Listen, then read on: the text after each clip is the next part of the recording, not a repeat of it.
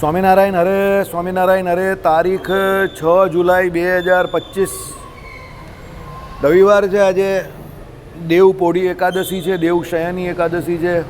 અને રવિવારના આપણે અનુક્રમની અંદર ભુજથી પ્રકાશિત આ ગોપાળાનંદ સ્વામી કૃત ગીતા ભાષ્ય જે છે તે જોઈ રહ્યા છે. બીજો અધ્યાય આપણો અત્યારે આ ચાલી રહ્યો છે. હવે બીજા અધ્યાયમાં આપણે ગયા રવિવારે જે એમ કહે કે 3 ગુણોથી પ્રચુર પુરુષો જે છે, સત્વ રજ અને તમ, એ 3 ગુણો જેનામાં રહ્યા છે, એવા જીવો એમ કહે કે પોતપોતામાં રહેલા ગુણને કારણે સુખ દુઃખ આગળ દ્વંદ્વો, એટલે સ્વર્ગાદી ફળની જે કોઈ એમ કહે કે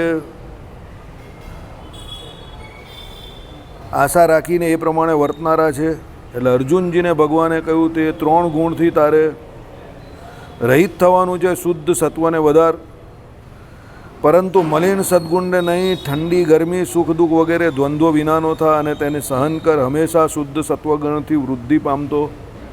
રજસ તામસથી ક્યારેય આકર્ષિત ન થતો તે પ્રકારના સત્વમાં સ્થિર થા અને એકમાત્ર સત્વગુણ જેમાં રહેલો છે એવો થા. કેટલાકના મતે જેમનામાં નિત્ય સત્વગુણ વૃદ્ધિ પામતો રહે છે એવા જે શુદ્ધ સત્વયુક્ત અંતઃકરણવાળા સાધુ પુરુષોમાં નિષ્ઠાવાળો એટલે કે નિત્ય સત્વસ્થ થા, તેઓના સંગથી એમના સ્વભાવ સમાન તારો સ્વભાવ કર. કઈ રીતે કરું તેના ઉત્તરમાં ભગવાન કહે છે, નિર્યોગ ક્ષેમ થઈને, એટલે જેનામાંથી આત્મા પરમાત્મા અને તેમની પ્રાપ્તિરૂપ સાધન સિવાયના અન્ય પદાર્થોનો યોગ અને ક્ષેમ અર્થાત લાભ અને પાલન તે બંને જેમનામાંથી ચાલ્યા ગયા છે તે નિર્યોગ ક્ષેમ જાણો. અથવા તો આત્મા અને પરમાત્માના અભિમાનવાળો થા, અર્થાત હું આત્મા છું અને તે મારા સ્વામી ઉપાસ્ય, હું તેમનો શિષ્ય, તેમની આજ્ઞામાં રહેવા માટે યોગ્ય છું. હવે અહીંયા થોડીક વાત કરવી જાય, એલર્ટ થઈ જજો જરા. જ્યાં જીવાત્માની વાત આવે ત્યાં સત્વ રજ અને તમ, આ 3 ગુણ આપણે હંમેશા વર્તતા હોઈએ, સમજો. હવે હકીકતમાં જીવ પોતે જે છે તે સત્વ રજ અને તમ એ 3 ગુણથી જુદો છે. કારણ કે સત્વગુણ, રજોગુણ અને તમોગુણ આ વર્તનારા કોને છે? શરીરને વર્તે છે, માયાના છે. પણ જીવાત્મા એ માયાના ગુણથી, સત્વ રજ અને તમ એ 3 ગુણથી અભિભૂત થઈને કર્મ કરે છે અને પછી એ બંધનને પામે છે, એ કર્મના ફળરૂપ બંધનને પામે છે. હવે આમાં સમજવાનું એટલા માટે છે કે આપણે જ્યારે ગુણ વર્તે છે ત્યારે એ ગુણ જે હોય છે તે બધા એકબીજાથી મિક્સ હોય છે, મિશ્રિત. સત્વગુણ રજોગુણ અને તમોગુણથી મિશ્રિત હોય છે, રજોગુણ સત્વગુણ અને તમોગુણથી મિશ્રિત હોય છે, તમોગુણ સત્વગુણ અને રજોગુણથી મિશ્રિત હોય છે. એ પ્રમાણે જેવા જેવા ગુણ એકબીજાથી મિશ્રિત હોય છે એ પ્રમાણે આપણે જાગ્રત, સ્વપ્ન અને સુષુપ્તિ જે 3 અવસ્થા છે તે પણ એકબીજાથી મિશ્રિત હોય છે. ભગવાને સારંગપુરના વચનામૃતમાં આનો ઉલ્લેખ કરેલો છે કે જાગ્રતને વિશે અત્યારે દાખલા તરીકે આમ તમે જાગ્રત અવસ્થામાં છો, પણ એકાદશી કરેલી છે, સંધ્યાકાળ ઓલમોસ્ટ સમય પૂરો થવા આવવાનો છે, રાત એના પહેલાં પ્રહરને હવે પકડવાની તૈયારીમાં છે. તો આ સમયે તમને શું છે, તમે છો અત્યારે બધા જાગ્રત અવસ્થામાં. એટલે જાગ્રત અવસ્થા શું છે? સત્વગુણ પ્રધાન અવસ્થા છે. પણ વાસ્તવિકતામાં આ અવસ્થા જે છે તે તમારી ધીરે ધીરે સ્વપ્ન અને સુષુપ્તિ તરફ જઈ રહેલી છે. એટલે જાગ્રત અવસ્થા જે છે તે સ્વપ્ન અને સુષુપ્તિથી મિશ્રિત અવસ્થા છે અત્યારે. હવે એમાં જેમ જેમ સમય જશે ને આગળ, તેમ તેમ શું થશે કે એ જાગ્રત અવસ્થા તમારી જે છે તે સ્વપ્ન અને સુષુપ્તિ તરફ આગળ વધશે. એટલે જાગ્રત અવસ્થામાં જે અત્યારે તમને સત્વગુણ પણ જે વર્તે છે તેની અંદર રજ અને તમોગુણનું પ્રધાનપણું વધારે છે. હવે એ તમને કેવી રીતે ખબર પડે કે એવું છે? તો જાગ્રત અવસ્થામાં સત્વગુણ પ્રધાન વર્તતો હોય તો જે વિષય જેવો છે એનો તમને યથાર્થ જ્ઞાન થાય. એટલે જે જેવું છે એનું યથાર્થ જ્ઞાન થાય ત્યારે સમજવાનું તમને સત્વગુણ પ્રધાનપણે વર્તે છે અને જાગ્રત અવસ્થામાં તમે છો.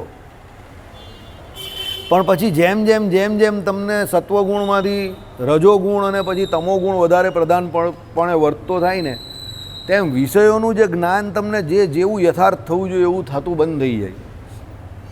બરાબર?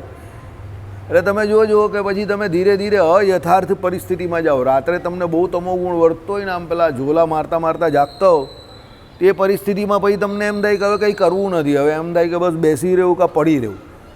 એટલે એ પરિસ્થિતિ તમારી છે તો જાગ્રત અવસ્થા, પણ તેની ઉપર હાવી કોણ થઈ ગયું છે? સ્વપ્ન અને સુષુપ્તિ અવસ્થા. એટલે સત્વગુણ છે, પણ એ સત્વગુણ ઉપર રજોગુણ અને તમોગુણનું વધારે પડતું પ્રધાનપણું છે. હવે આમાં જે વાત કરેલી છે ને, તે આ ગુણોથી પર થવાની વાત કરેલી છે કે વાસ્તવિકતામાં આપણો જીવ જે છે તે આપણે પોતે આ 3 ગુણથી પર છે, સત્વ, રજ અને તમ ગુણથી. હવે આમાં રજોગુણ અને તમોગુણ જે છે ને, સમજો, અને રજોગુણથી તમોગુણ મિશ્રિત સત્વગુણ જે છે એ તો બંધનકારી જ છે. કારણ કે એને કારણે તમે જીવ જે છે ને તેની વૃત્તિ જે છે તે વિષય ભોગ તરફ જાય છે. જેવા જેવા વિષય હોય તે તમોગુણી હોય ત્યારે તો એને ક્રોધ પણ આવે છે, અને અનૃત જે કંઈ માયા જે કંઈ એને ન કરવાનું ઘણું બધું કરે છે, સ્મૃતિ ભંગ થઈ જાય છે. અને રજોગુણમાં પણ એ વિષયાસક્ત થાય છે. પણ જ્યારે એને શુદ્ધ સત્વગુણ વર્તતો હોય, એટલે વિશેષ પ્રમાણે એકદમ શુદ્ધ સત્વગુણ, એવી શક્યતા બહુ ઓછી હોય છે. અનાજ ન ખાધું હોય એવું હોય, કાલે સવારે તમે ઉઠશો ને ત્યારે તમને થોડો ઘણો શુદ્ધ સત્વગુણ વર્તશે બારસને દિવસે. કારણ કે આજે અનાજ ન ખાધું હોય ને, એટલે મલિનતા નહીં હોય. પછી તમને જે ભજન કરવાની ત્યારે બહુ મજા આવશે, ભગવાનમાં વૃત્તિ બહુ સારી રહી. એટલે તમે જોજો, જેટલા પણ લોકો પહેલાં ભજન કરવા જતા હતા ને તે તપ કરતા હતા, અનાજ નહીં ખાતા હતા. દિવસે એ લોકો પહેલાં ફ્રૂટ ખાય, પાંદડા ખાય, આ બધું ખાય, પછી છેલ્લે હવા ખાઈને જીવતા હતા. એટલે શું, ભગવાનને વિશે વૃત્તિ સ્થિર થઈ જાય. હવે એ વૃત્તિ સ્થિર થાય એમાં સત્વગુણ જવાબદાર હોય, સમજો. એટલા માટે અહીંયા કહ્યું છે કે ભાઈ શુદ્ધ સત્વગુણ જે છે તે તમને આત્મા પરમાત્મા સંબંધી જ્ઞાન જે છે તે આપનારો છે. એટલે જીવ જે છે એને શુદ્ધ સત્વગુણ વર્તાવવાનું ભગવાને કહ્યું છે, કે જેના દ્વારા એને આત્મા એટલે પોતાના સ્વરૂપનું અને ભગવાનના સ્વરૂપનું જ્ઞાન જે છે એમાં એને રુચિ થાય, અને એની મુમુક્ષુતા જે છે એ માર્ગે આગળ વધે. હવે આનાથી જરા ઉલટું જે છે તે ભગવાનને વિશે છે. વડતાલનું 18મું વચનામૃત, વડતાલના 18મા વચનામૃતમાં ભગવાનની પોતાની વાત કરેલી છે. ભગવાન પોતે જે છે તે ભગવાનની પોતાની મૂર્તિ જે છે તે શુદ્ધ સત્વમય પણ નહીં કહી, પણ એને ભગવાને નિર્ગુણ કહી છે. અને જે એમ કહે કે ભગવાનની મૂર્તિને શુદ્ધ સત્વમય જાણે છે તે ભાગવતના એમ કે પૂર્વાપુરના સંબંધને ઓળખતો નથી. પણ ભગવાનની એ મૂર્તિ જે છે તે તો નિર્ગુણ છે એવું કહ્યું. એટલે સત્વ, રજ અને તમ એ 3 ગુણથી પર કહી. હવે આમ જોવા જાવ, તમે ટેકનિકલી જોવા જાવ તો જીવાત્મા પણ માયાના 3 ગુણથી પર છે, અને પરમાત્મા પણ માયાના 3 ગુણથી પર છે. તો જીવાત્માને વિશે અહીંયા ભગવાને સત્વગુણ જે છે તે અહીંયા કહ્યું એ પ્રમાણે સાંભળો. કેટલાકના મતે જેમનામાં નિત્ય સત્વગુણ વૃદ્ધિ પામતો રહે છે તેવા શુદ્ધ સત્વયુક્ત અંતઃકરણવાળા સાધુ પુરુષોમાં નિષ્ઠાવાળો એટલે કે નિત્ય સત્વસ્થ થા. એટલે જીવાત્માને નિત્ય સત્વસ્થ એટલે સત્વગુણ પ્રધાન વર્તે એ પ્રમાણે વર્તવાનું કહ્યું. અને ભગવાન પોતે જે છે તે ભગવાનની મૂર્તિને નિર્ગુણ કહ્યું. વડતાલના 18મા વચનામૃતમાં. વચનામૃત લાવો પેલું લાલવાળું, વડતાલનું 18મું વચનામૃત કાઢો.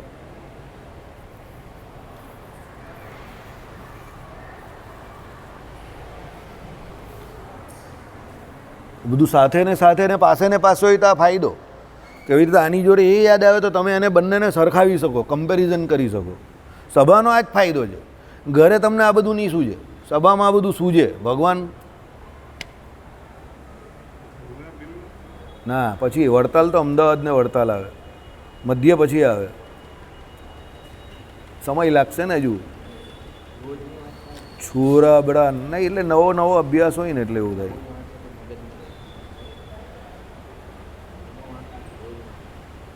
શાંતિ રાખ, કંઈ નહીં, ઉતાવળ નહીં કર.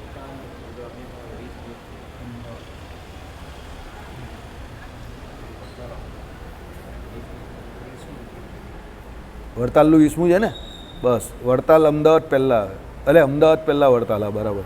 હું બોલું છું ને મારું એને ક્લિયરિફિકેશન થાય. જો હવે સાંભળો, આ વડતાલના 18મા વચનામૃતમાં ભગવાને જે કહ્યું છે તે બધી 5 વાત કહેવાની કહી છે.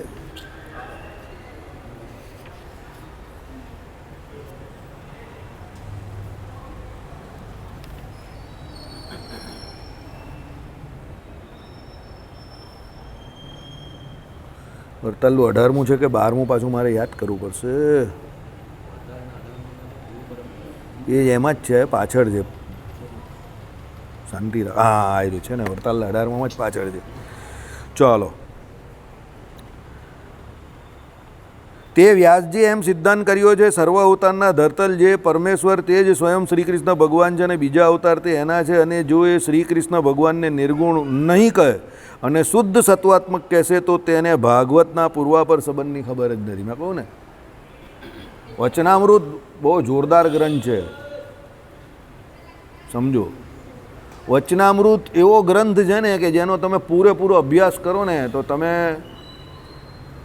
એમ કહેવાય. એ તો આપણે ત્યાં કેવું છે, લોકો કંઈ રેટીઓ કાઢતી બાઈને ખબર પડી જાય ને, અરે વચનામૃતમાં ટોટલ તત્વજ્ઞાન છે. પણ ભગવાને તત્વજ્ઞાન બહુ સરળતાથી પીરસેલું છે, ઇઝી એમ. રોહિત શર્મા જેવું કે રોહિત શર્મા રમે તો 3-4 વિકેટે જ રન થઈ જાય અને 40 ઓવરમાં મેચ પૂરી થઈ જાય. પેલા છેલ્લાને રમવાનો ચાન્સ નહીં, કારણ કે બધું ધોઈ ભર્યું સુપડા સાફ કરી નાખે એવું. એટલે વચનામૃત ભગવાને બહુ ઇઝીલી તત્વજ્ઞાન કહ્યું છે, એટલે લોકોને એની કદર નથી એમ, સમજો. બરાબર, સ્મૂધલી. ત્યારે બીજા શાસ્ત્રો જે છે ને એમાં ભાષા જે છે ને તે બધી બહુ હાર્ડ ભાષા છે અને બધી વેદાંતની ભાષા અને વિદ્વાનોની ભાષા છે. એટલે લોકોને પેલું કહીને અઘરું હોય એટલે પેલું લોકોને એમ થાય કે ભાઈ એમાં કંઈક વિશેષ છે એમ. બાકી ભગવાને વચનામૃત તત્વજ્ઞાન, આત્મા પરમાત્મા સંબંધી જ્ઞાન બહુ સરળતાથી બહુ શુદ્ધ રીતે કહ્યું છે. તમે એને બરાબર શાંતિથી સાંભળો અને સમજો તો વચનામૃત, સત્સંગી જીવન, શિક્ષાપત્રી, અર્થદીપિકા. એટલે શિક્ષાપત્રી, અર્થદીપિકા હું એટલે કહું કે તમને ડાયરેક્ટ એનો અર્થ ખબર ન પડે. આ 3 શાસ્ત્રો જે છે ને એને જીવનમાં ઉતારી નાખો પહેલાં. સત્સંગી જીવન 5 પ્રકરણવાળું, વચનામૃત 262 જે આપણા છે તે, અને શિક્ષાપત્રી, અર્થદીપિકા. જો આ 3 શાસ્ત્ર તમે બરાબર ઉતારી દેવ તમારા જીવનમાં, તમારું અડધું કામ થઈ ગયું 50%. બાકીનું 50% કામ જે ભગવાને શિક્ષાપત્રીની અંદર તમને જે 8 સત્શાસ્ત્રો કયા છે તે, આધ્યાત્મ શાસ્ત્રો કયા તે, શ્રીમદ ભાગવત પુરાણ આદિકમાં જે પછી વિદુર નીતિના બધું જે કંઈ આમાં જે મહાભારતને વિશે કહ્યું તે, ભાગવતની અંદર 10મ સ્કંદ, 5મ સ્કંદ, આધ્યાત્મ શાસ્ત્રમાં ગીતા અને આપણે જે શ્રી ભાષ્ય ચલાવીએ છીએ તે, બસ આટલું કરી દો ને તમે તમારા જીવનમાં, આઈ ગેરંટી યુ તમારે બીજું કંઈ કરવાની જરૂર નથી, તમારો મોક્ષ થઈ જાય. કંઈ જ કરવાની જરૂર નહીં, જાઓ, બધું જ અંદર આવી જાય છે, એકદમ ઇઝી. પણ આ બધાના તમને પૂર્વાપરના જે સંબંધ જે છે ને એ ખબર પડવા જોઈએ, તમને લાઇટ ઝબકવી જોઈએ. હવે દાખલા તરીકે કેવું આમાં જે આવ્યું શુદ્ધ સત્વાત્મક, તો તમને આમ લાઇટ ક્લિક થવી જોઈએ કે ના આની વાત વચનામૃતમાં ભગવાને આ પ્રમાણે કરેલી છે. એટલો અભ્યાસ તમારો થઈ જવો જોઈએ. ટાઈમ પકડશે, 10, 15, 20 વર્ષ થાય તમે શાંતિથી વાંચો તો બરાબર. રોજ વચનામૃત વાંચતા હોવ તો 262 વચનામૃત છે અને 360 દિવસ આવે આપણા હિન્દુ પંચાંગ પ્રમાણે. 365 દિવસ નથી, એ અંગ્રેજી પંચાંગ પ્રમાણે છે. તો તમારું લગભગ 1.5 વખત વચનામૃત 1 વર્ષમાં પૂરું થાય, લગભગ 1.25ની વચ્ચે. તો જો તમે 15-20 વર્ષ આવી રીતે રોજ એક વચનામૃત ખાલી વાંચીને એનો અભ્યાસ કરો ને કે આમાં ભગવાન શું કહેવા માંગે છે એ સમજો બરાબર, તો તમને 15-20 વર્ષ થાય ને પછી આમ તમને આવી રીતે ક્લિક થવા માંડે કે આ જગ્યા પર આવું આવ્યું તો આનો પૂર્વાપરનો સંબંધ વચનામૃતમાં હોવો જોઈએ આ પ્રમાણે. અને મોસ્ટલી તમને તમારા દરેક પ્રશ્નોનો જવાબ, આધ્યાત્મિક દરેક પ્રશ્નનો જવાબ વચનામૃતમાંથી મળી જશે, ગેરંટી આપું છું, મોસ્ટલી મળી જશે. અને વચનામૃત એવા છે ને કે તમે જેમ જેમ આગળ જશો ને તમે વચનામૃતના 2 વચનામૃતના સવાલોને તમારા મગજમાં અથડાવી બી શકો છો. પણ એ ક્યારે થાય? અભ્યાસે કરીને થાય કે પેલામાં ભગવાને આવું કહ્યું તો અહીંયા આવું કેમ કહ્યું, પેલામાં આવું કહ્યું તો અહીંયા આવું કેમ કહ્યું એમ. પણ પછી તમે જોજો ને, તમે જોશો જ્યારે એ બંનેને અથડાવશો ને તો બહુ માઇન્યુટ થોડો ફરક હશે એમાં. બાકી ભગવાને જે કહ્યું હોય ને બધું જોરદાર, ધારદાર, ભરાવદાર જ હોય. રામાનુજ વેદાંતના નિષ્ણાત જે રામાનુજ વેદાંત મેલકોતમાં ભણાવતા હતા એમને વચનામૃત આપણા કેશવ પ્રસાદ દાસજીએ આપેલું અને આખું વચનામૃત એમણે જ્યારે અભ્યાસ કર્યો મેલકોટના જે ભણાવનારા આચાર્યોએ, ત્યારે એમણે ચોખ્ખું કહ્યું કે આ વાણી જે છે અને પ્રશ્નોના જે જવાબ જે છે એ પુરુષોત્તમ નારાયણ સિવાય બીજા કોઈના ના હોઈ શકે. કાં કોઈ બહુ મોટા આચાર્ય હોઈ શકે, કાં પુરુષોત્તમ નારાયણ હોય, એવા જવાબ એમણે આપેલા છે સીધી સાદી સરળ ભાષામાં. હવે જે આટલા વિદ્વાન માણસ છે એ આવું કહે છે પણ આપણે શું છે, કદર નથી. અહીંયા બેઠેલા એવા 70% માણસ હશે કે જે રોજ એક વચનામૃત ન વાંચતા હશે. સમજો, 70%. હવે હું તમારા મોડું જોઈને કહું છું, હું મારા ટકા વધારું છું. હું એને 85 થી 90% પર લઈ જાઉં છું, કારણ કે હું I can read your face. બરાબર. વચનામૃત જે માણસ રોજ એક નહીં વાંચતો હશે ને, હું એને ગેરંટી જોડે કહું કે એને ભગવાન સ્વામિનારાયણે જે નિશ્ચયાત્મક વાત કરેલી છે ને, ભગવાનના નિશ્ચયની વાત, સ્વામિનારાયણ ભગવાનના નિશ્ચયની વાત નહીં કરતો, એ તો પછીની વાત છે. ખાલી ભગવાનના, પુરુષોત્તમ નારાયણના નિશ્ચયની વાત જે કહીને, એ તમને કોઈ દિવસ ભગવાનનો નિશ્ચય નહીં થશે. તમે માયામાં આટાપાટા અટવાયા જ કરશો. હવે મને ધીરે ધીરે મારા પ્રશ્નોના જવાબ મળે છે. મને ઘણા લોકો જબરો કહે છે, આને પણ જબરો કહે છે, પણ પછી મને ધીરે ધીરે ખબર પડે. હું જોઉં ને જ્યારે મારી જાતનું એનાલિસિસ કરું, હું હકીકતમાં જબરો છું એટલો. ઓકે, પછી ધીરે ધીરે એ લોકોની નજીક જાઉં, એ લોકોને ઓળખવાની કોશિશ કરું, પછી ખબર પડે કે હું જબરો નથી, પણ એ લોકો ઢીલા વધારે છે, એ લોકો નબળા વધારે છે, વીક. હવે આમાં પણ આવું જ છે. સમજો, મને એવું લાગતું હોય કે અહીંયા મંડળમાં આવતા હોય, રોજ શ્રી ભાષ્ય સાંભળતા હોય, તો 60-70% લોકો વચનામૃત તો રોજ એક વાંચતા જ હશે ને. હવે એ મારી મિસઅન્ડરસ્ટેન્ડિંગ હોય. પછી હું તમને, મને એવું લાગતું હોય કે આ તો તમને બહુ સરળતાથી સમજ પડશે, પણ તમે વચનામૃત જેવું ન વાંચતા હો, શાસ્ત્ર રોજ એક વચનામૃત ન વાંચતા હો, તો પછી તમને શ્રી ભાષ્યના અમુક ટોપિક સમજવામાં હકીકતમાં તકલીફ પડે. કારણ કે તમને વિશિષ્ટાદ્વૈત વેદાંત આપણું જે છે એ જ પહેલાં પાક્કું નથી ને. પહેલાં આપણા શાસ્ત્રોમાં આપણા ઈષ્ટદેવ શું કહે છે એ તો તમને ખબર હોવી જોઈએ ને. પછી તમે પેલું અદ્વૈત વેદાંતનું પેલો ખંડન કરીએ, સમજ પડે ને તમને. બરાબર, સમજો, આઈડિયા આવે છે. પહેલાં સરળ ભાષામાં જે વચનામૃત લખેલા છે 262, તમને એમાં તો સમજ પડવી જોઈએ. પછી તમે શ્રી ભાષ્ય, પછી તમે કહો શ્રી ભાષ્ય જરા અઘરું પડે, સમજ નહીં પડતી. અરે જરાની બહુ અઘરું પડે. પહેલાં તમે વચનામૃત તો સમજો, પછી તમે શ્રી ભાષ્ય સુધી પહોંચો ને, તો તમારે તમારી જાતે. બીજી વાત, આળસ તમારી તમને કોઈ જગ્યા પર, you will not be anywhere, તમને આળસ કોઈ જગ્યા પર ન લઈ જશે. 52 વર્ષે પણ મને આળસ નથી. સમજો, 52 વર્ષની ઉંમરમાં હું યુટ્યુબ પરથી જોઈને ખસ્તા કચોરી જાતે બનાવી શકું છું, એકલો. કોઈને પૂછવું હોય તો પૂછી લેજો. આ કામ મારું નથી, પણ હું મારી જાતને રોજ ચેલેન્જ કરતો રહું છું કે હું આ કરી શકું છું કે નહીં કરી શકતો. Latest challenge. હવે રોટલી બનાવી, આ બધું કામ બહેનોનું છે, સમજજો, માણસનું કામ નથી. પણ તો પણ હું મારી જાતને ચેલેન્જ કરીને બનાવી શકું છું કે નહીં, એ જાતે હું વિચાર કરું ને બનાવું છું. કેમ? મારે મારી જાતને રોજ નવી ને નવી તરોતાજા રાખવાની છે. મને પણ આળસ આવે છે, હું પણ તમારા જેવો માણસ છું, પણ મને એવું થાય ના, વચનામૃત તો એક વાંચવું પડે, શિક્ષાપત્રી આટલા શ્લોક તો વાંચવા પડે, સંધ્યા તો કરવી પડે, ગાયત્રી મંત્રનો જપ તો કરવો પડે. સમજો, કેમ? એટલું ન કરશું તો પછી આપણે મનુષ્ય જન્મનો ફાયદો શું છે? બાકીનું બધું ચાલ્યા જ કરે છે. ગધા ખાના જાને ને ગધા ઉઠના જાને. બરાબર, માળા ફેરવવી પડશે, સ્તોત્ર મંત્રના પાઠ તો કરવા પડશે. પછી તમે આમને આમ બેસી જ રહેશો તો જીવનમાં કંઈ નહીં થશે ભાઈ. સમય તમે પાસ નથી કરી રહ્યા, સમય તમને પાસ કરીને નીકળી રહેલો છે. યાદ રાખજો, સમય કોઈની રાહ નહીં જોતો. આમને આમ ક્યાંક કહી જશો બધા. બરાબર, એલર્ટ થઈ જાઓ, જાગ્રત થઈ જાઓ અને અભ્યાસુ બનો. ભગવાને જે ગુજરાતીમાં શાસ્ત્રો લખેલા છે એને વાંચો. શિક્ષાપત્રીમાં ભગવાને શું આજ્ઞા કરી?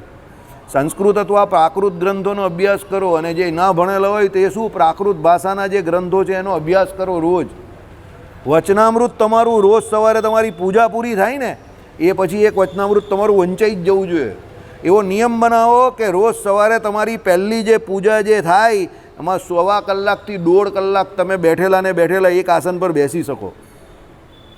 જે માણસ 1.5 કલાક બેસી ન શકે, સમજી લો એ વેઠ ઉતારે છે. 15-20 મિનિટની પહેલી માનસી પૂજા કરો, ભગવાનની પૂજા શાંતિથી કરો. જે મંત્ર જાપ તમારે હસ્તાક્ષર મંત્રનો કરવાનો છે એની 10-11 માળા ફેરવો વ્યવસ્થિત, એનાથી તમારામાં દમ આવશે, વજન આવશે. સ્વામિનારાયણ ભગવાનની એ મંત્રની માળા ફેરવો.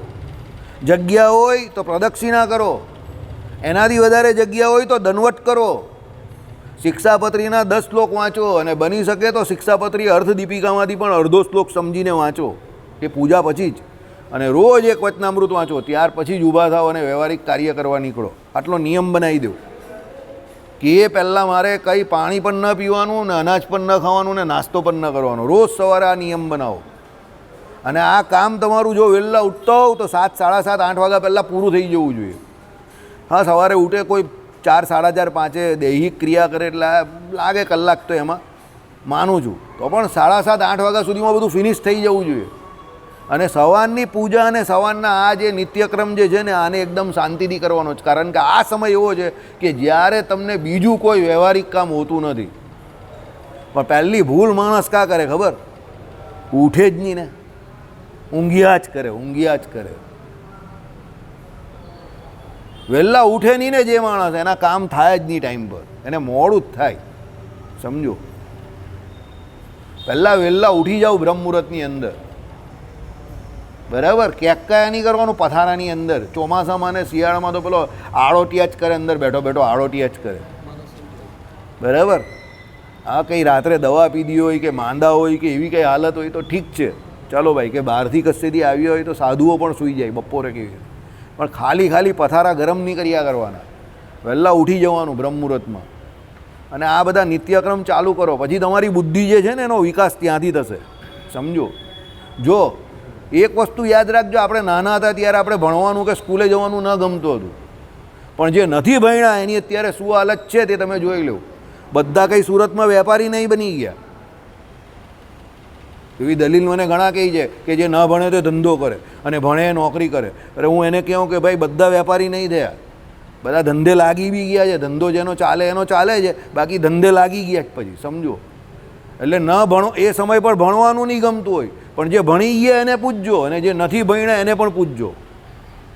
એટલે આપણી જે ઉંમર હોય ને એ ઉંમર પ્રમાણેની જે જવાબદારી હોય ને એ નિભાવવાની આપણે ગમતી જ નહીં હોય, કારણ કે આપણો ઓરિજિનલ જે સ્વભાવ છે ને એ ભોગી વિલાસી થઈ ગયો હોય. પણ એમાંથી બહાર નીકળવું પડે. કમ્ફર્ટ ઝોનમાંથી બહાર નીકળીએ ને તો જ જીવનમાં કંઈ થશે, નહીં તો સમય તમને પાસ કરીને નીકળી જાય. કાલે ઉઠીને તમારો ફોટો લાગી જશે, કર્યું કંઈ નહીં. એલર્ટ થઈ જાઓ, બરાબર? કેવું આવ્યું કે આપણે શુદ્ધ સત્વગુણ વર્તાવવાનો છે, પણ ભગવાનની મૂર્તિ કેવી છે તે સાંભળો. આમાં શું કહ્યું તે સાંભળો કે ભાઈ, અને જો એ શ્રી કૃષ્ણ ભગવાનને નિર્ગુણ ન કહે અને શુદ્ધ સત્વાત્મક કહેશે તો એને ભાગવતના પૂર્વાપરના સંબંધી ખબર જ નથી ને તેને વિશે મોટો બાદ આવશે. કેમ જે ગોપીઓએ શ્રી કૃષ્ણને ભગવાન ન જાણ્યા અને કામ ભાવે કરીને એ જ શ્રી કૃષ્ણ ભગવાનને ભજ્યા, તેણે કરીને તે ગોપીઓ નિર્ગુણ થઈ ગઈ, ત્યારે શ્રી કૃષ્ણ ભગવાનને શુદ્ધ સત્વાત્મક કેમ કહેવાય? માટે શ્રી કૃષ્ણ ભગવાન તો નિર્ગુણ જ છે. તથા શ્રી કૃષ્ણ ભગવાને પોતે અર્જુન પ્રત્યે કહ્યું છે, જે જન્મ કર્મ ચ દિવ્યમ એવમ યો વેત્તિ તત્વતઃ ત્યક્ત્વા દેહમ પુનર્જન્મ ને ઇતિ મામેતિ સો અર્જુન. હે અર્જુન, પૂર્વોક્ત પ્રકારે જે પુરુષ મારા જન્મ કર્મને યથાર્થપણે દિવ્ય જાણે છે તે પુરુષ દેહનો ત્યાગ કરીને ફરીથી જન્મને પામતો નથી, પરંતુ મને જ પામે છે. એકચ્યુઅલી આ જે શ્લોક જે છે ને કે ભગવાનને નિર્ગુણ કયા અને આપણે શુદ્ધ સત્વગુણમાં વર્તવાનું છે, આ શ્લોકની અંદર જે છે એની અંદર 116મો શ્લોક જે છે ને નિજાત્માનમ બ્રહ્મરૂપમ એ વર્તે છે. સમજો કે ભાઈ આપણે પહેલાં બ્રહ્મરૂપ થવાનું છે ને પછી ભગવાનની ભક્તિ કરવાનો અધિકાર મળે છે, કારણ કે ભગવાનની મૂર્તિ તો કાયમ દિવ્ય જ છે, અપ્રાકૃત દિવ્ય દ્રવ્યની છે. અહીંયા ભગવાન જ્યારે પણ દેહ ધારણ કરે છે, અવતાર ધારણ કરે છે, તો પણ એ ભગવાન તો દિવ્ય જ છે. એટલે ભગવાનને તો સત્વ રજ અને તમ 3 ગુણ આવવાના જ નથી, કોઈ કાળમાં નહીં આવવાના, બરાબર? હવે કોઈ એમ કહે કે ભાઈ શુદ્ધ સત્વાત્મક એ મૂર્તિ છે, કારણ કે ઉપર અક્ષરધામમાં દ્રવ્યનો સ્વીકાર કરેલો જ પાછો. અપ્રાકૃત દિવ્ય દ્રવ્ય, હવે દ્રવ્ય હોય તો એને કોઈને કોઈ ગુણ કહેવું પડે. એટલે કહેનારા પાછા જે પાછા બહુ વધારે પડતા ભણેલો હોય તો શું કહે? શુદ્ધ સત્વાત્મક કે દ્રવ્યને. એટલે ભગવાને શ્રીજી મહારાજે એના ખંડન માટે અહીંયા કહ્યું છે કે ભાઈ એ ભગવાન દ્રવ્ય છે, પણ એ દ્રવ્યની આગળ શબ્દ કયો લાગ્યો છે? અપ્રાકૃત. હવે અપ્રાકૃત એટલે પૂરું થઈ ગયું ને, પછી સત્વ કે રજો કે તમો ગુણ આવે જ નહીં. સમજો, એટલે ભગવાનને અપ્રાકૃત એટલે જે પ્રાકૃત નથી એવું, એટલે માયિક નથી એવું. પાછું મારે ભૂલ થઈ જાય છે, તમને પાછી એ સેટ થવાની વાર લાગશે. અપ્રાકૃત એટલે શું? જે માયાનું નથી બન્યું તે. હવે જે માયાનું બનેલું છે એ તો સત્વ રજ અને તમ એ 3 ગુણ હોવાના જ. ભગવાનને તો આગળ અપ્રાકૃત લાગી ગયું છે, એટલે માયાના સત્વ રજ અને તમ એ 3 ગુણ ભગવાનના શરીરને વિશે કે કોઈને વિશે હોવાના જ નથી, કાયમ માટેની. શ્રીમદ ભાગવતના પહેલા શ્લોકમાં જ આવી ગયું, યત્ર ત્રિસર્ગો મૃષા. એટલે સત્વગુણ, રજોગુણ અને તમોગુણ એ ત્રણનું કાર્ય ત્રિકાળને વિશે, ભગવાનની મૂર્તિને વિશે, એટલે ભગવાનને વિશે છે જ નહીં.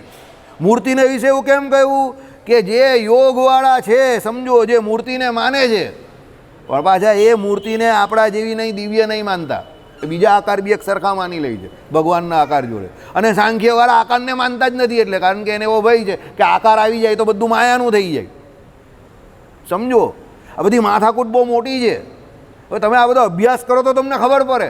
એટલે શ્રીજી મહારાજે કહ્યું, ભાઈ ભગવાનનું શરીર છે, મૂર્તિ છે, તમે મૂર્તિ એને માઇક કહેવાના ભયે કરીને મૂર્તિ જ નથી, અને તમે એને નિરાકાર કહેશો તો બહુ મોટો દોષ થશે. ના, મૂર્તિ છે, પણ કેવી છે? દિવ્ય છે. પણ પેલા યોગવાળા સમજે એવું પણ ભૂલ નહીં કરવાની કે ભાઈ બધી મૂર્તિ એક સરખી. મૂર્તિ છે પણ કેવી છે? દિવ્ય. અને સાંખ્યવાળા જે નિરાકાર કહે, ના, નિરાકાર તો જરા પણ નહીં. એટલે ભગવાને શું કહ્યું? સાંખ્ય શાસ્ત્રમાંથી ફક્ત આત્મવિચાર લેવાનો છે, ઉપાસના નહીં લેવાની. સમજો, સાંખ્ય શાસ્ત્રને જ્ઞાનનું સૌથી પ્રાચીન શાસ્ત્ર કહ્યું, પણ એમાંથી શું લેવાનું છે? આત્મવિચાર લેવાનો છે. સાંખ્ય શાસ્ત્ર શું કહે છે? 24 તત્વ ભેરા જીવ ઈશ્વરને 25માં પરમાત્મા, પણ એ 25માં કેવા છે એની એને ખબર જ નથી. એટલે સાંખ્ય શાસ્ત્રમાંથી શું લેવાનું છે? આત્મવિચાર લેવાનો છે કે ભાઈ એ 24 તત્વ જે માયાના છે એનાથી હું જુદો છું, અને 25માં મારે ભજવાનું છે. તો એ 25માં પાછા કયા હતા? આપણે એને મૂર્તિમાન માનવાના છે. તો પાછું અહીંયા યોગ લેવાનું છે. યોગવાળા મૂર્તિને માને છે, પણ એ પાછા મૂર્તિ કેવી? માયાની બનેલી, તમારી ને મારી જેવી નહીં. કારણ કે એ લોકો પાછા યોગવાળા શું ભૂલ કરે છે કે ભાઈ જેવી પ્રકૃતિ પુરુષ કે પ્રધાન પુરુષ કે જેવી બીજાની મૂર્તિઓ જે છે આ બધી, એવી ભગવાનની મૂર્તિમાં માઇક ભાવ પરઠે છે. તો એવું નહીં, ભગવાનની મૂર્તિ કેવી છે? દિવ્ય છે. એટલે ભગવાને શું કહ્યું શ્રીજી મહારાજે? સાંખ્યમાંથી આત્મવિચાર લેવાનો, યોગમાંથી મૂર્તિનું ધ્યાન કરવાનું. એ પ્રમાણે જે વર્તે, આ આખો જે વાત કરી ભગવાને, આ કેવી વાત છે? કલ્યાણ માટે ઉપયોગી વાત છે. અને આ જે માર્ગ જે છે તે કેવો છે? સારો છે, મોટાઓએ માનેલો છે, એવું કહ્યું. એટલે યોગમાંથી મૂર્તિનું અનુસંધાન લેવાનું છે, પણ માયાના ગુણે કરીને રહિત. હવે માયાનો ગુણ નથી એટલે એમાં સત્વગુણ, રજોગુણ ને તમોગુણ આવે? ના આવે. એટલે અહીંયા જે કહ્યું ને ગીતાજીમાં, પહેલાં શું કહ્યું? શુદ્ધ સત્વગુણ વર્તવો જોઈએ. તો એ શુદ્ધ સત્વગુણ જેને વર્તતો હોય એને જ આ વાતમાં સમજ પડે કે મારે અહીંયા પહોંચવાનું છે. સમજો કે એને પેલા અપ્રાકૃત દિવ્ય દ્રવ્યનું બોડી જે ભગવાનનું છે, નિર્ગુણ એવા ભગવાનને ભજવાના છે, તો એના માટે પહેલાં એની પોતાની એલિજિબિલિટી, એટલે એ પોતે તો એવો બનવો જોઈએ ને. તો એ શુદ્ધ સત્વાત્મક એની બુદ્ધિ થશે તો એ પેલા નિર્ગુણ એવા વાસુદેવ ભગવાનને ઓળખી શકશે. એટલે નિજાત્માનમ બ્રહ્મરૂપમ દેહત્રય વિલક્ષણમ ગયું. આઈડિયા આવી ગયો? તમે માયાના ઇન્દ્રિયો અંતકરણથી કે બુદ્ધિથી ભગવાનને ન ઓળખી શકો. યતો વાચો નિવર્તનતે અપ્રાપ્યો મનસા સ. માઈ કેવા ઇન્દ્રિય અંતકરણે કરીને એ પરમાત્માને પામી શકાતા નથી, કારણ કે ભગવાન કેવા છે? દિવ્ય છે. સમજો, એટલે તમારી બુદ્ધિમાં જે, આપણી બુદ્ધિમાં જે મળ રહ્યો છે એ મળવાળી બુદ્ધિથી, એટલે રજોગુણી અને તમોગુણીવાળી બુદ્ધિથી તમે ભગવાનને પામી શકો નહીં. તો પછી ભગવાન આપણે અહીંયા દર્શન કેવી રીતે આપે છે? મૂર્તિમાં ભગવાન તો રહ્યા જ છે. સ્વામિનારાયણ ભગવાન અહીંયા હાજર હતા ત્યારે મનુષ્ય રૂપે હતા, તો બીજા બધાને મળતા તો હતા જ ને. તો એ બધાને કેવી રીતે દર્શન આપે? અને એ લોકો ભગવાનના દર્શન કેવી રીતે કરતા હતા? અને આપણે આ ભગવાનની મૂર્તિના દર્શન કેવી રીતે કરીએ છીએ? અને આ ભગવાનની મૂર્તિના અક્ષરધામની મૂર્તિ, એમાં તો જરા પણ ફરક નથી. તો આ ભગવાનની મૂર્તિના દર્શન આપણે ભગવાન કેમ આપે છે? આપણે તો માયાના તત્વને લઈને જ ફરીએ છીએ, અને આ મળવાળી બુદ્ધિ લઈને જ ફરે છે. તો કેમ આ દર્શન આપે છે? બધા સવાલ થવા જોઈએ. આમ ફાટ ફાટ ફાટ ફાટ, હું આકા ચૂકા બધા ઢીલા ઢબ. સમજો, ઝિમ્બાબ્વિયન જેવા ખાવાનું મળી જાય તો બહુ છે, જીવન પૂરું થઈ ગયું તો બહુ છે, હા હા, છોકરાના લગ્ન થઈ જાય તો બહુ છે, થાકી ગયો, કંટાળી ગયો. આ હું થાકી ગયા ને કંટાળી ગયા?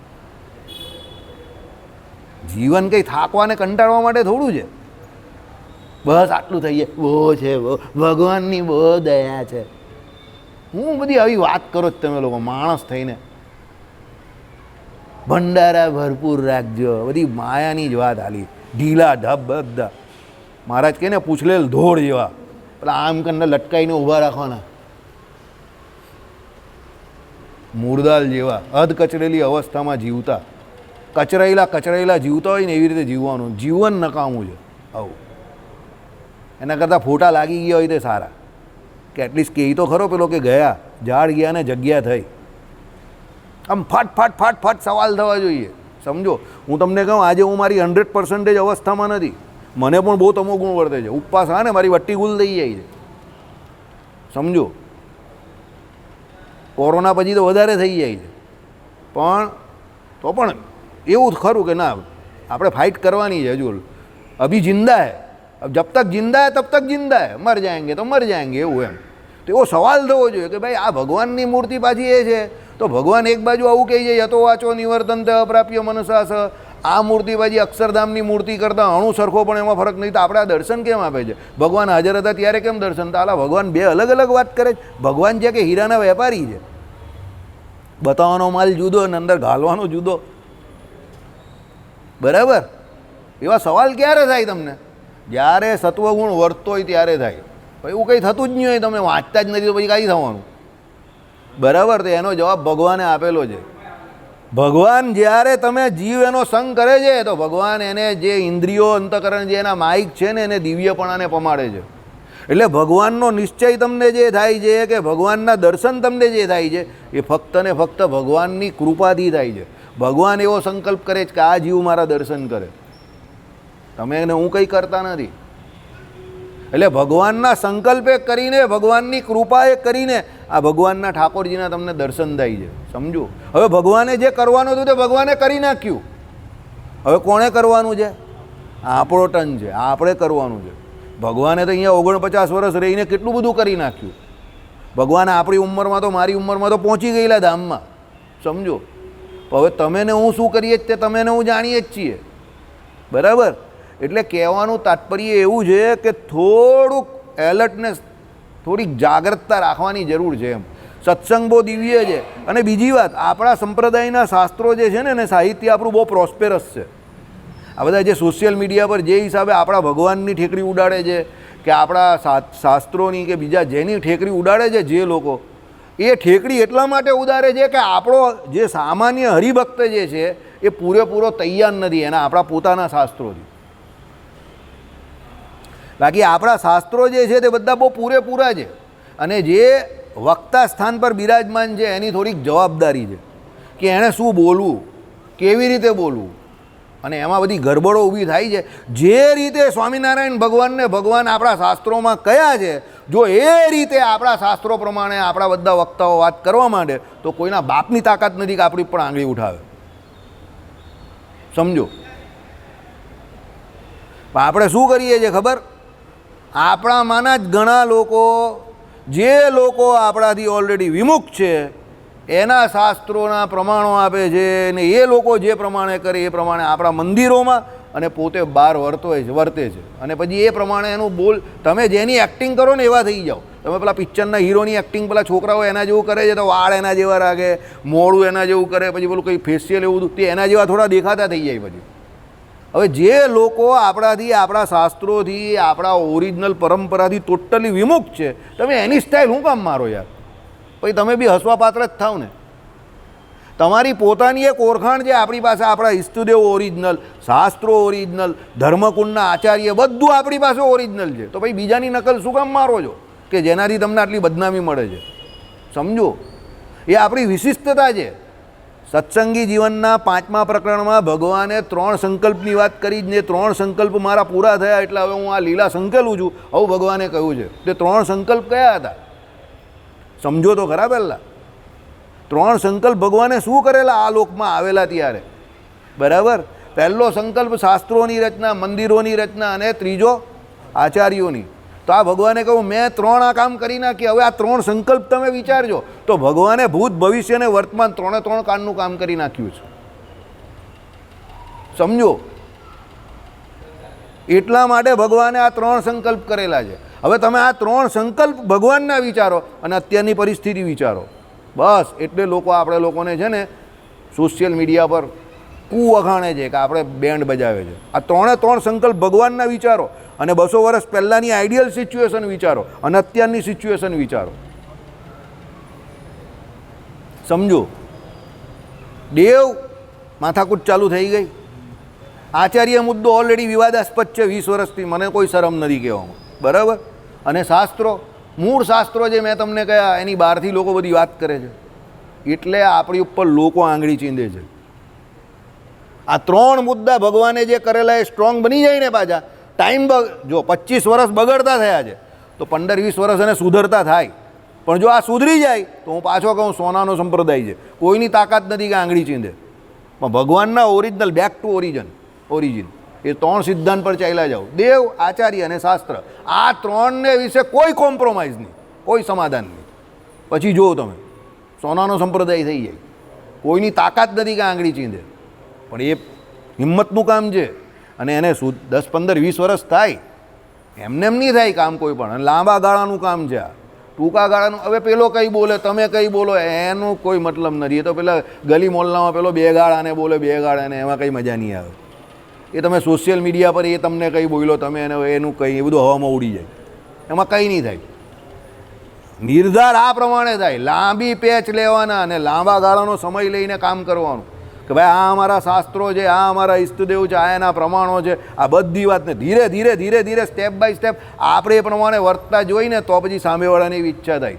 અમારા ફરિયામાં અમે જ્યારે નાના હતા તો અમારી જોડે 10મા ધોરણથી માંડીને કોલેજમાં અહીંયા 20 છોકરાઓ મંદિરે આવતા હતા અમારું જોઈને.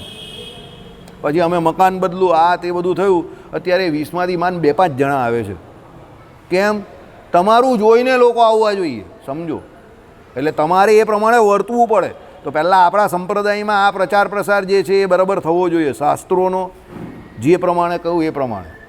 પછી તમે બધી ભલતી વાત કરી, એ કામ કરે, એ કામ કરે, એ કામ કરે, તો પછી આવું જ થાય ને. બરાબર. શ્રીપતિમ શ્રીધરમ સર્વદેવીશ્વરમ ભક્તિ ધર્માત્મજમ વાસુદેવમ હરે મહાદેવમ કેશવમ કામદમ